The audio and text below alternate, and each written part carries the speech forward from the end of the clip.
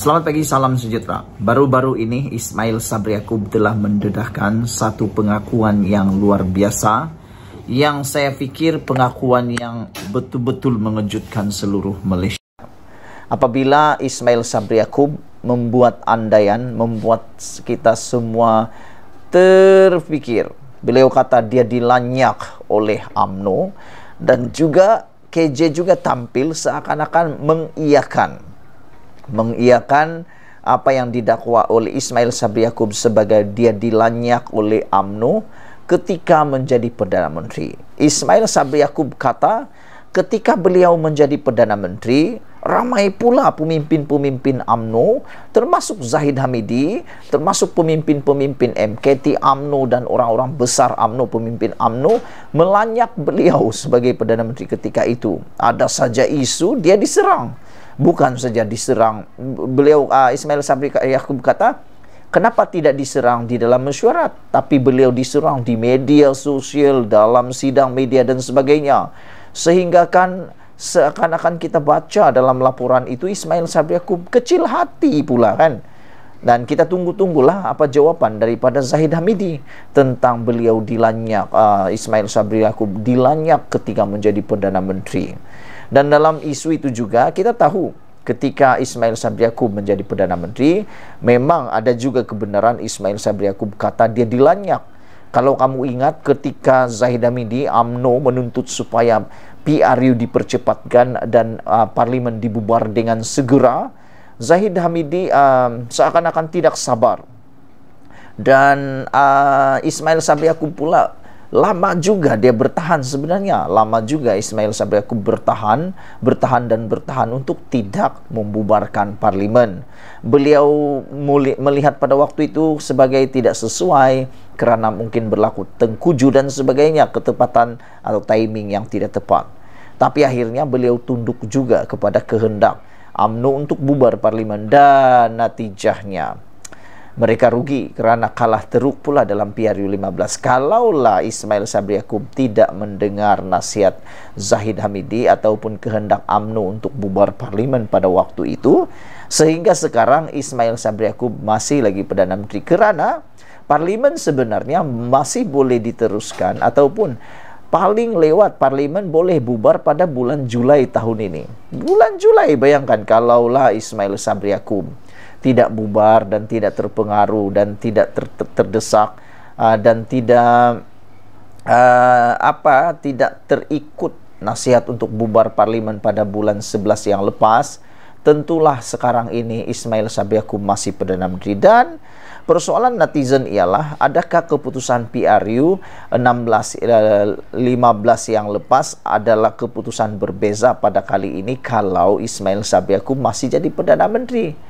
Saya pikir pada waktu itu mungkin keputusannya akan berbeza. Mungkin akan berbeza kerana sudah cukup mungkin persediaan penuh perang oleh UMNO. Tetapi itulah, ramai penganalisis politik kata mungkin pada waktu itu, yaitu bulan Oktober, November yang lepas, UMNO yakin sangat boleh menang kerana mereka telah menang besar dalam pilihan raya di DUN, Dewan Undangan Negeri Melaka dan Johor.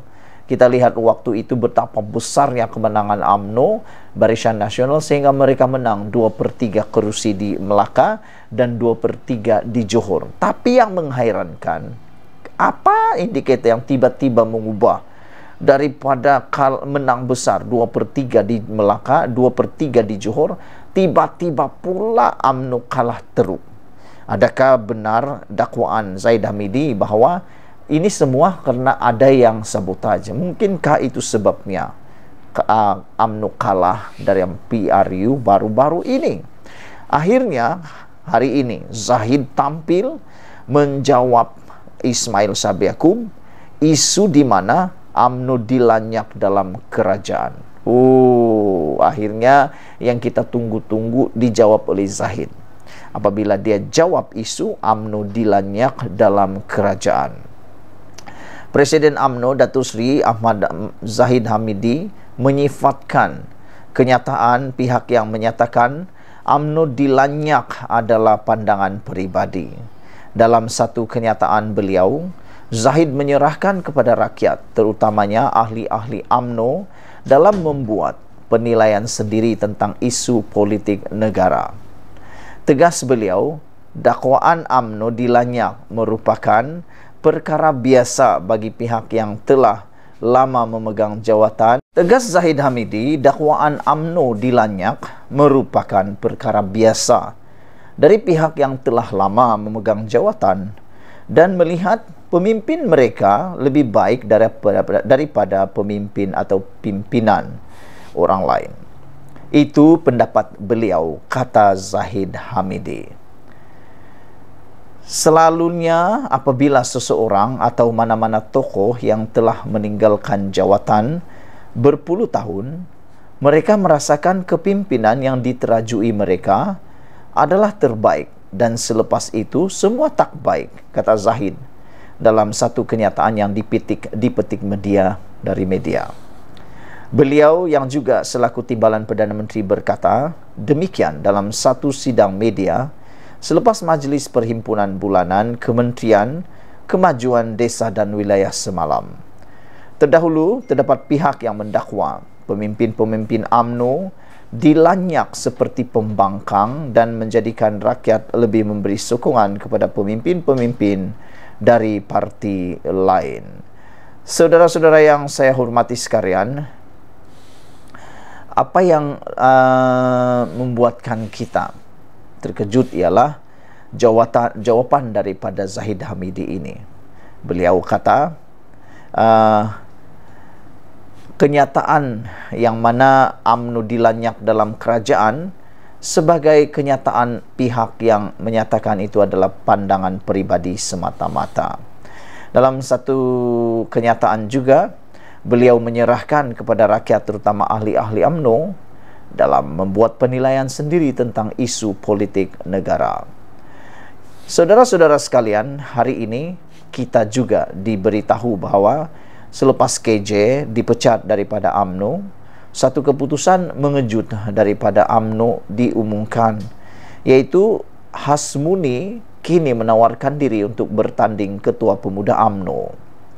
Setiausaha Pergerakan Pemuda UMNO Malaysia, Datuk Hasmuni Hassan, menawarkan diri bertanding jawatan Ketua Pemuda UMNO Malaysia bagi penggal 2023-2026. Ketua Pemuda UMNO Kubang Pasu itu turut memperkenalkan pasukannya yang menawarkan diri bertanding atau dilantik kepada pemilihan parti nanti. Antaranya Hairi Madsyah bagi jawatan Naib Ketua Pemuda UMNO, Dr. Akmal Saleh dari jawatan Setiausaha bagi jawatan Setiausaha Pemuda UMNO, Muhammad Naim Mokhtar bagi Bendahari Pemuda UMNO, dan Muhammad Solihin Muhammad Taji bagi Ketua Pergerakan Penerangan Pemuda UMNO. Saya ingin menawarkan diri bagi bertanding jawatan Ketua Pergerakan Pemuda UMNO Malaysia bagi penggal akan datang, kata beliau. Saya menampilkan calon-calon berumur 40 tahun ke bawah, termasuk Exco yang akan menawarkan diri nanti, katanya dalam satu sidang media. Hasmuni menjadi individu kedua yang mengumumkan bertanding jawatan Ketua Pemuda UMNO selepas ahli Majlis Kedati Tinggi MKT UMNO, Datuk Arman Azhar Abu Hanifah, yang membuat pengumuman sama pada bulan lalu. Menurut Hasmuni, beliau mahu memastikan parti itu menang pada PRU 16 dan menarik kembali sokongan anak muda kepada UMNO.